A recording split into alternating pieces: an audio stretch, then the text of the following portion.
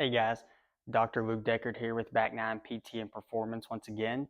Today we're going to talk a little bit more about core stability exercises we can do for those that have been suffering from low back pain.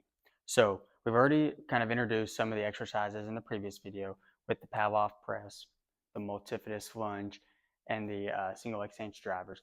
Those predominantly all focus on the core staying tight and us moving and just fully avoiding rotation. Now, these next set are some I love to introduce once your body's kind of more prepared to load into rotation. So the first one we're going to talk about is the split stance chop. So again, I'm using a cable. At home, you could use bands, but that's fine. The key is I do like it to be anchored high. My preference for what we're trying to target right now is we're going to have your inside leg forward, probably like 80% of my body weight on that, and then about 20% on my back foot. And I like to be on my toes because that's really going to make me feel athletic and have my weight through this front leg. So I like to keep my arms relatively straight, get kind of locked in. I'm going to keep my lower body super stable and just try to rotate through my core. So you see here, I am letting myself rotate. Again, just trying to rotate through those arms. Don't just try to power with them. Use your core. It's going to help you. So usually a good amount is 8 to 10 on each side when we're doing that. Inside leg is one that's forward. Now here's where it gets confusing because the second exercise we're going to do is the cable column lift.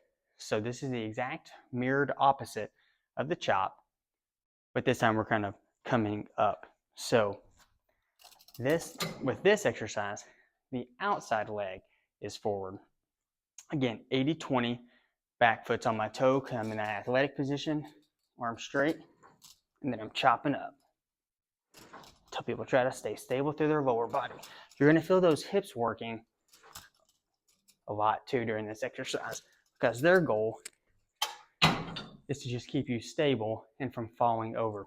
So that when we're doing that chop too, I always like to cue people, I don't want you to get high. Don't come high with it.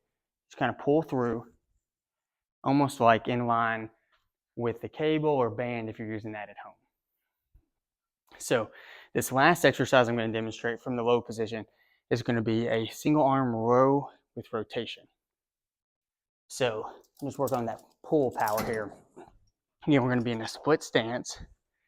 Now I'm going to kind of load in and row out. Opposite arm and leg. So my left leg is forward, my right arm is rowing. I'll show you from this position too.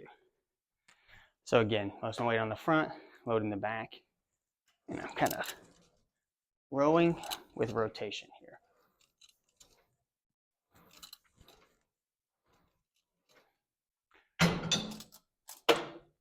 So the goal with these exercises is to begin to load the spine with rotation now, because we know that's how it really acts in a lot of our everyday life activities.